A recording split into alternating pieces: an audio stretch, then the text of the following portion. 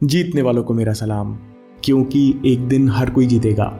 महात्मा बुद्ध प्रकाश को लेकर दो हृदय स्पर्शी बात कहते हैं। वे कहते हैं, इस पूरी दुनिया में इतना अंधकार नहीं जो एक छोटी सी मोमबत्ती के प्रकाश को भी बुझा सके। आपके सामने जो भी लक्ष्य है, चाहे आध्यात्मिक या भौतिक, किसी भी समस्या में इतना बल नहीं कि वो आपकी आत्मिक शक्ति को खत्म कर सके। हम सबके अंदर आत्मिक शक्ति ध्यान और फोकस के रूप में प्रकट होती है।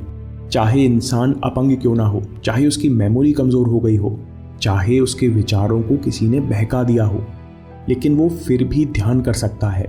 अपनी फोकस की मदद से अपना मेंटल स्टेट दोबारा बदल सकता है। दूसरी बात, भगवान बुद्ध कहते हैं कि एक जलते हुए दीपक की रोशनी से हजारों दीपक रोशन किए जा सकते हैं, फिर भी उस दीपक की रोशनी कभी कम नहीं होती। इसी तरह सफलता बांटने से बढ़ती है, कभी कम नहीं होती। भले ही आप अपने ट्रेड सीक्रेट्स नहीं बता सकते, लेकिन दूसरों को खुद ढूंढने के लिए और सेल्फ मास्टरी के सफ़र पर चलने के लिए मदद कर सकते हैं। आपके आसपास जितने लोग सफल, समृद्ध और खुश होंगे, उतना आपको जीवन में शांति और आनंद मिलेगा। दूसरी तरफ अगर आप झुग्गी झोपड़ियों के बीच में महल भी बना लेंगे, तो आपके मन में हमेशा डर बना रहेगा, साथ में निंदा और उपेक्षा का सामना भी करना पड़ेगा। इसलिए हमेशा खूबियाँ और सफलता बांटिए और अपने साथ लोगों को आगे बढ़ाइए। आज से करीबन 2500 साल पहले महात्मा गौतम ने 35 साल की उम्र में निर्वाण प्राप्त किया। फिर अगले 45 साल वे पूरे भारतवर्ष में गांव-गांव घूमकर अध्यात्म और बौद्ध धर्म की शिक्षा का प्रसार करते रहे। एक बार जब गर्मी के दौरान वे यात्रा कर रहे थे, तब उन्होंने एक शिष्य को पास की नदी से पानी लाने को कहा। शिष्य जब पानी लेने पहुंचा तो उसने देखा कि पानी मटमैला और पीने योग्य नहीं है। बुद्ध ने जब किस्सा सुना तो पूछा कि वहाँ और कौन कौन था। तब शिष्य ने बताया कि गांव के लोग वहाँ अपनी बैलगाड़ी ले जा रहे थे। गाय और अन्य जानवर भी वहाँ से निकल रहे थे। महात्मा बुद्ध कहते हैं कि थोड़ा इंतज़ार कर लो, फिर दोबारा जाकर पानी ले आना। शिष्य इस बार साफ पानी लेकर आया। महात्मा बुद्ध कहते हैं कि जब नदी में हलचल शांत हुई तो गंदगी अपने आप नीचे बैठ गई और पानी पीने योग्य हो गया। उसी तरह मन अच्छा या बुरा नहीं होता, वो जिस गुण के प्रभाव में हो वैसा बर्ताव करने लगता है। जब मन उत्तेजित, क्रोधित या चिंतित होता है तो बुद्धि और लॉजिक को बेकार कर देता है। अगर आप ऐसे में मन को लॉजिक या बुद्धि से संभालने की कोशिश करेंगे तो आप और परेशान हो जाएंगे। ऐसा करने की बजाय हमको एकदम शांत होकर मन से दूरी बना लेनी चाहिए। थोड़ी देर में क्लैरिटी और शांति से आपका मन दोबारा चमकने लगेगा। हम विपरीत स्थिति में अपने मन से दूरी कैसे बना सकते हैं? अपनी सांस पर ध्यान देकर। दोस्तों, पहले योगी, भिक्षु और साधु बरसात के 4 महीने एक जगह रुक जाया करते थे, क्योंकि बरसात में चलने लायक रास्ते नहीं होते थे। ऐसे ही एक चतुर्मास में भगवान बुद्ध श्रावस्ती रुके। वहाँ एक आदमी रोज उनके प्रवचन सुनने आया करता। भगवान बुद्ध हर दिन अहंकार, लोभ, क्रोध और द्वेष छोड़ने की बात करते थे। एक दिन उस व्यक्ति ने बुद्ध से पूछा, मैं पिछले 1 महीने से आपके उपदेश सुन रहा हूँ, परंतु मुझ पर इसका कोई असर नहीं हुआ।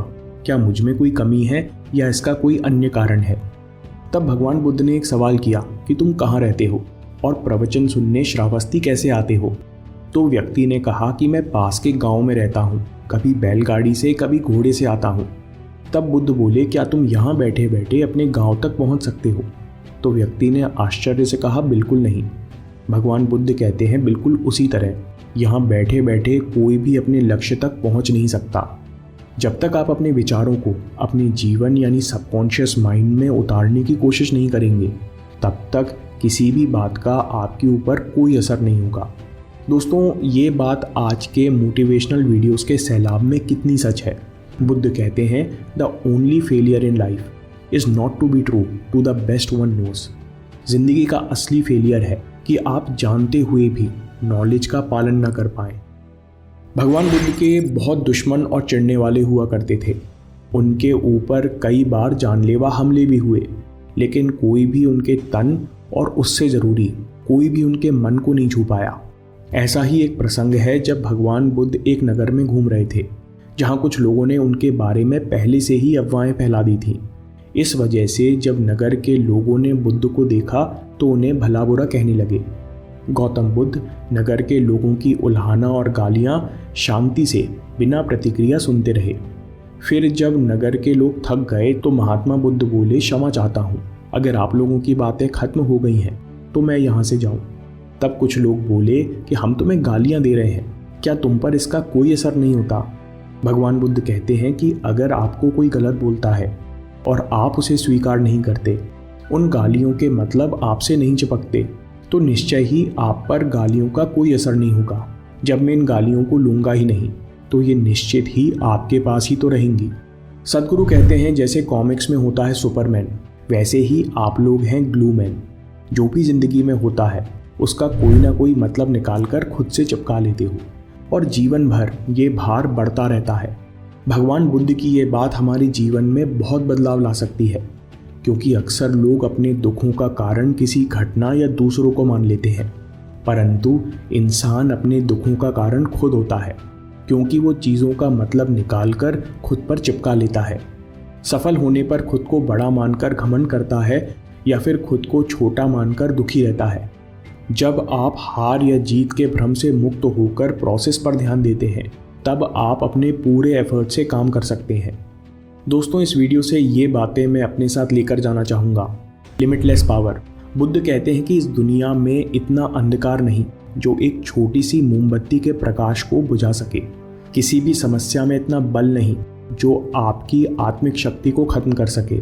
हम सब के अंदर आत्मिक शक्ति ध्यान और फोकस के रूप में प्रकट होती है। दूसरी बात है, सक्सेस इज अनलिमिटेड। सफलता बांटने से बढ़ती है, कभी कम नहीं होती। आपके आसपास जितने लोग सफल, समृद्ध और खुश होंगे, उतना आपको जीवन में शांति और आनंद होगा। अपने साथ लोगों को ऊपर उठाओ। जब मन उत्तेजित, क्रोधित या चिंतित होता है तो बुद्धि और लॉजिक को बेकार कर देता है। मन को कंट्रोल करने की बजाय हमें इससे दूरी बनानी होगी। कैसे? आनापानसति सूत्र में बुद्ध कहते हैं अपनी सांस पर ध्यान देने से। अगली बात है focus on action. The only real failure in life is not to be true to the best one knows. जिंदगी का असली फेलियर है कि आप जानते हुए भी उस बात का पालन न कर पाए। Knowledge plus action becomes wisdom. कोई भी ज्ञान हो वो तभी सार्थक होता है जब आप उसको व्यवहारिक रूप से जीवन में उतार लेते हैं। इंसान अपने दुखों का कारण खुद ही होता है, क्योंकि वो चीज़ों का मतलब निकालकर खुद से चिपका लेता है। सफल होने पर खुद को बड़ा मानकर घमंड करता है या खुद को छोटा मानकर दुखी रहता है। जब तक ऐसा करेंगे तब तक आप शांत नहीं रहेंगे और कभी अपनी पूरी शक्ति और सामर्थ्य के साथ प्रोसेस पर ध्यान नहीं दे पाएंगे। दोस्तों, अगर आपको ये वीडियो पसंद आया तो स्वामी जी के लेक्चर सीक्रेट ऑफ वर्क पर वीडियो ज़रूर पसंद आएगा। उन्होंने प्रोसेस, प्रेजेंट, डिटैचमेंट और पावर के कंसेप्ट को बड़े सुंदर और सिंपल तरीके से समझाया है। अभी देखिए या बात के लिए सेव कर लीजिए। आपके समय से कोई वीडियो, कोई ऐप, कोई न्यूज़ कीमती नहीं है। मैं काम के किस्से लाता रहूँगा। हिम्मत, हरकत, होशियारी, हम जीतेंगे।